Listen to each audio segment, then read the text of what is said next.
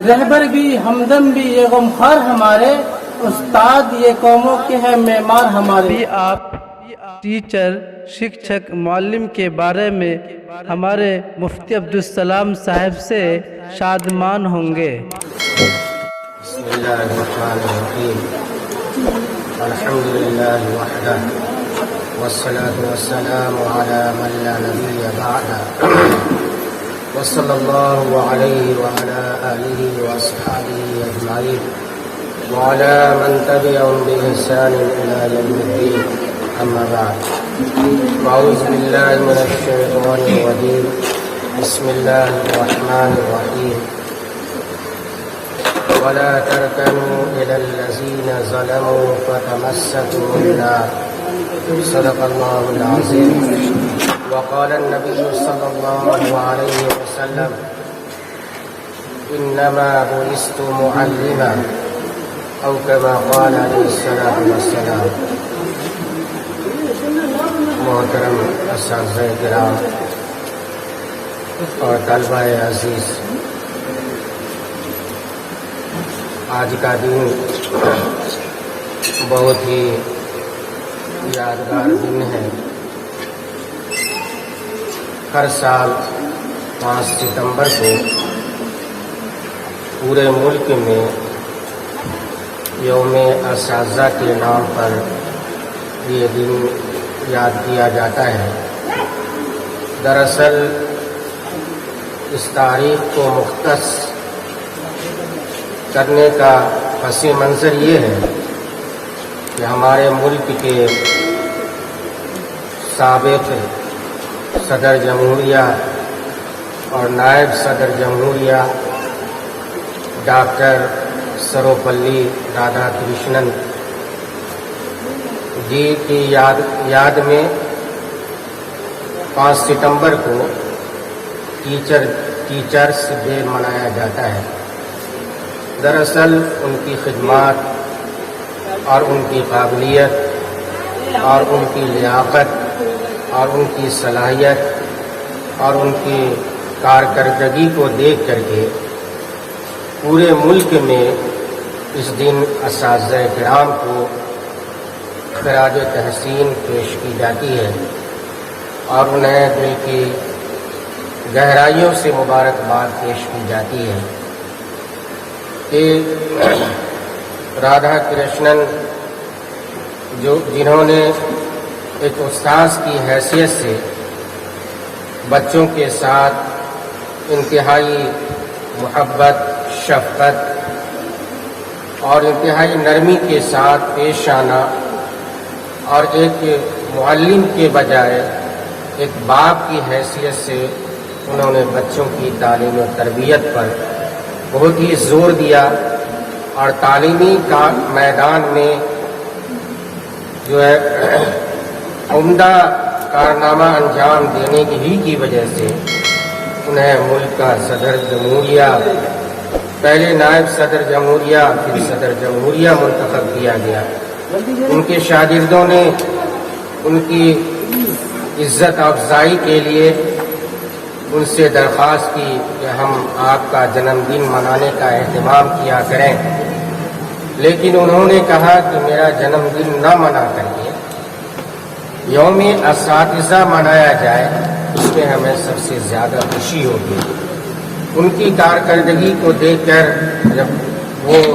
School سے، college سے رخصت ہو رہے تھے، بچوں پر ایک ایسا گہرا اثر ہو رہا تھا جیسے کہ بچے اپنے ماں باپ سے جدا ہو رہے ہوں اور ان کے اوپر غم طاری ہو اور وہ درد میں اور پریشانی میں ڈوبے ہوئے ہوں، ایسا غم اور ایسے درد میں وہ ڈوبے ہوئے تھے۔ ان کے رخصت کرنے کے لیے جو سواری لائی گئی تھی، وہ سواری اس زمانے میں گھوڑے گاڑی کی سواری چلتی تھی۔ یونیورسٹی تک جو ہے گھوڑے گاڑی کی سواری لائی گئی، پھولوں سے سجا ہوا تھا، اور اس میں جب وہ سوار ہو کر کے چلے تو اس گاڑی کے اندر گھوڑے کو باندھا نہیں گیا، بلکہ کالج کے بچے جو تھے، اسٹوڈنٹ جو تھے، طلبا جو تھے، وہ اس گاڑی کو اپنے کندھے پر لے کر کے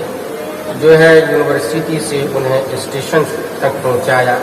اس منظر کو دیکھ کر کے ہر آدمی کے دل میں یہ احساس اور یہ عظمت اور یہ قدر کا جذبہ پیدا احساس ہوا کہ جو ہے انسان کو اپنے استاذ کی، اپنے بڑوں کی، اپنے گرو کی جو ہے عزت کرنی چاہیے اور ان کے مقام و مرتبہ کو پہچاننا چاہیے۔ دراصل جو ہے استاذ ایک معلم بھی ہوتے ہیں، ایک مربی بھی ہوتے ہیں، اور ایک جو ہے ماں باپ سے بھی زیادہ جو ہے بچوں کی فکر رکھنے والے جو ہے استاذ ہوتے ہیں، اور وہ استاذ بچوں کو سینچتے ہیں، سنوارتے ہیں اور انہیں ایک کلی سے پھول اور پھول سے جو ہے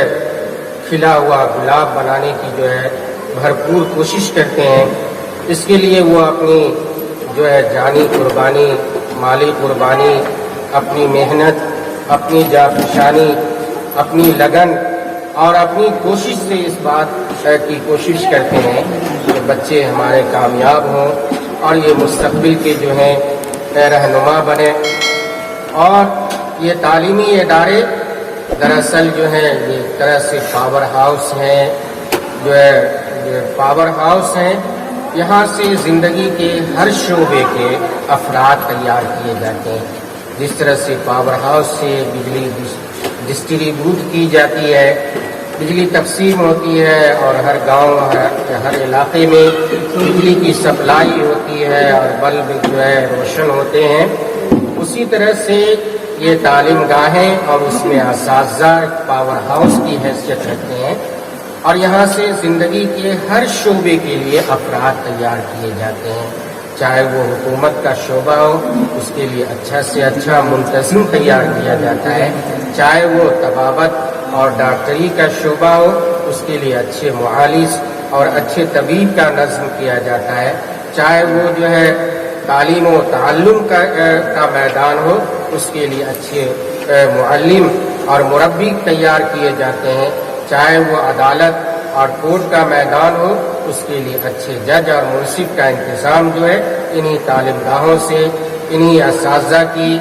محنت سے اور ان کی لگن سے جو افراد تیار کیے جاتے ہیں۔ غرض یہ کہ زندگی کا کوئی ایسا شعبہ نہیں ہے جس شعبے میں استاذ کی خدمت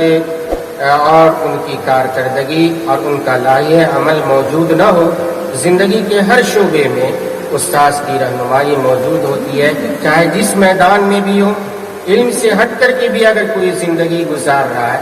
تو اگر کسی معلم کی سرپرستی میں اگر زندگی گزار رہا ہے تو اس کی زندگی ایک کامیاب زندگی ہوتی ہے، اس کی زندگی جو ہے ایک اچھی زندگی ہوتی ہے۔ تو معلم کی حیثیت جو ہے ایک مربی کی حیثیت ہے، اور ایک جو ہے استاذ کی حیثیت جو ہے ایک جو ہے بچوں کو صحیح پرورش اور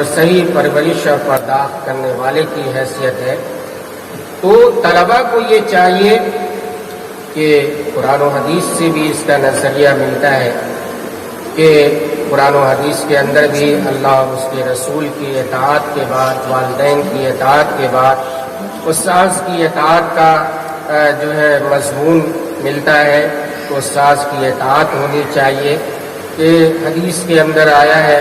کہ تم جو ہے ادب سیکھو اور جو ہے ادب سکھلاؤ، اور جو ہے ادب سیکھنے والوں کی جو ہے تم تعظیم کرو، ادب سکھلانے والوں کی تم تعظیم کرو۔ تو یہ جذبہ جو ہے ہمارے اندر ہونا چاہیے۔ ہمارے اکابر نے، ہمارے بزرگوں نے جو اتنا اونچا مقام حاصل کیا ہے، وہ مقام جو ہے اساتذہ کی خدمت سے حاصل کیا ہے، اور اساتذہ کی جو ہے تعظیم و تکریم کی وجہ سے حاصل کیا ہے۔ پورے دن ہم اپنے اسلاف، ہم مسلمان ہیں، ہم اسلامی تاریخ کا اگر جائزہ لیتے ہیں، مدرسے میں پڑھنے والے ایسے بچے ہیں، بارہا آپ نے حضرت ابو ہریرہ رضی اللہ تعالیٰ عنہ کا واقعہ سنا ہوگا کہ مدرسے میں پڑھنے کے لیے جا رہے ہیں، کھانے کا کوئی نظم نہیں ہے، لیکن استاذ کی خدمت میں 24 گھنٹے لگے ہوئے ہیں۔ نہ وہاں سے کہیں جانا ہے، نہ تجارت کے لیے جانا ہے، نہ بیوی بچوں کا خیال ہے، نہ دوسرے رشتہ داروں کا خیال ہے، اور اس بھوک اور بےتابی کے عالم میں مدرسے کے اندر پڑے رہتے ہیں اور علم کو حاصل کرتے ہیں، اور بھوک کی وجہ سے، پیاس کی شدت کی وجہ سے جو وہ بے ہوش ہو کر کے گر جاتے ہیں، لیکن اس کے باوجود بھی وہ علم کے حاصل کرنے میں لگے رہتے ہیں۔ اس کا نتیجہ یہ ہوتا ہے کہ تمام صحابہ کرام میں سب سے زیادہ علم حدیث کی روایت کرنے والے حضرت ابو ہریرہ رضی اللہ تعالی عنہ ہیں۔ اسی طرح سے استاذ کا ادب جب ہمارے اسلاف نے کیا تو ان کا مقام اللہ تعالیٰ نے جو بہت ہی اونچا فرمایا۔ حضرت امام ابو حنیفہ رحمۃ اللہ علیہ جو دنیا کے اندر 4 بڑے امام ہیں، ان چاروں امام میں حضرت امام ابو حنیفہ رحمۃ اللہ علیہ کا مقام اور مرتبہ اللہ تبارک و تعالیٰ نے سب سے زیادہ اونچا بنایا ہے کہ امام ابو حنیفہ رحمۃ اللہ علیہ نے فرمایا کہ میں نے جس سے امام ابو حنیفہ رحمۃ اللہ علیہ نے جس سے علم کو سیکھا، کبھی بھی ان کے گھر کی طرف جو ہے پیر کر کے جو ہے کبھی آرام کرنے کے لیے بستر پر نہیں لیتے۔ یہ استاذ کے ادب کا خیال انہوں نے رکھا تو اللہ تبارک و تعالیٰ نے ان کا مقام۔ اب استاذ کا گھر کہاں ہے؟ اب اس دکن میں کہیں بھی ہے، لیکن یہ کہ جو ہے استاذ کے گھر کی طرف انہوں نے کبھی پاؤں جو ہے نہیں کر کے جو ہے بستر پر آرام کیا۔ حضرت علی رضی اللہ تعالیٰ عنہ فرماتے ہیں کہ جس کسی نے مجھے ایک حرف علم سکھلایا میں اس کا غلام بن گیا، اب وہ مجھے چاہے تو فروخت کر دے یا مجھے چھوڑ دے، میں اس کا غلام بن گیا۔ آج ہمارے استاذ جو ہیں کتنی محنت کے ساتھ، کتنی جو ہے اپنے گھر کے تقاضے کو بالائے طاق رکھ کر کے، گھر کی ضروریات کو بالائے طاق رکھ کر کے جو ہے ہماری تربیت کے لیے، ہماری تعلیم کے لیے، ہمارے اخلاق کو سنوارنے کے لیے اور ہمیں جو ہے ایک اچھا انسان بنانے کے لیے جو ہے کتنی محنت کرتے ہیں، کتنا لگاؤ کرتے ہیں۔ اگر ہم یہ فیس دے رہے ہیں تو یہ فیس جو ہے یہ ان کا حق ادا نہیں ہو رہا ہے، علم کی کوئی قیمت نہیں ہوتا ہے۔ آپ سے جائے کہ حضرت علی کا قول ابھی آپ نے سنا کہ ایک حرف بھی اگر سکھلا دیا تو اس کا غلام ہے۔ اب ایک انسان کی قیمت جو ہے کیا 100 روپے 200 روپے 400 روپے اس کی فیس ادا کرنے سے اس کی قیمت ادا ہو جائے گی؟ ایسا نہیں ہے، بلکہ جو ہے یہ تو جو ہے ایک حوصلہ افزائی کے لیے، ہمت کے لیے، دلجوئی کے لیے جو کچھ بھی رقم دی جاتی ہے، لیکن حقیقت میں یہ جو فیس دی جاتی ہے یہ استاذ کی مزدوری نہیں۔ استاذ کی مزدوری اگر پوری دنیا بھی اگر دے دی جائے وہ بھی کم ہے، اس لیے کہ استاذ کا مقام بہت زیادہ اونچا ہے۔ اور اسی طرح سے انسان اگر استاذ کی قدر و قیمت کو پہچانتا ہے تو اللہ تعالیٰ اس کے مقام کو بہت زیادہ اونچا کرتا ہے۔ حضرت مولانا علی میاں ندوی رحمۃ اللہ علیہ جو پوری دنیا کے اندر ہندوستان کے رہنے والے تھے، لیکن پوری دنیا کے اندر ان کے علم کا اور ان کی صلاحیت کا، ان کی قابلیت کا لوہا مانا جاتا تھا۔ اور ہندوستان عرب ممالک کے اندر بھی ان کو جو ہے بڑی عظمت کی نگاہ سے اور کئی ایوارڈ سے ان کو نوازا گیا۔ ایسی عظیم شخصیت، عالمی شخصیت ان کی ذات تھی، اور انہوں نے اپنا واقعہ بیان کیا کہ جب اللہ تبارک و تعالیٰ نے انہیں خانہ کعبہ کی چابی عطا فرمائی، کہ خانہ کعبہ کی چابی جو ہے اس زمانے سے، حضور کے زمانے سے لے کر کے آج تک ایک ہی خاندان کے اندر وہ چابی چلی آ رہی ہے۔ اس خاندان کے اندر سے اس خاندان کے لوگوں نے حضرت مولانا علی میاں ندوی رحمۃ اللہ علیہ کو یہ خانہ کعبہ کی چابی ان کے حوالے کیا۔ اس وقت ان سے پوچھا گیا کہ آپ کو یہ مقام اور مرتبہ کیسے حاصل ہوا؟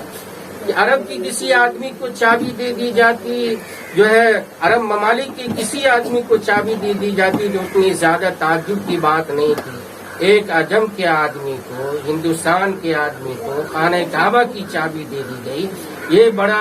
بڑی حیرت کی بات ہے۔ اور اس مقام تک اللہ تعالیٰ نے آپ کو کیسے پہنچایا؟ انہوں نے بیان کیا کہ جب میں کلاس میں تھا، جب میں کلاس روم میں بیٹھا ہوا تھا،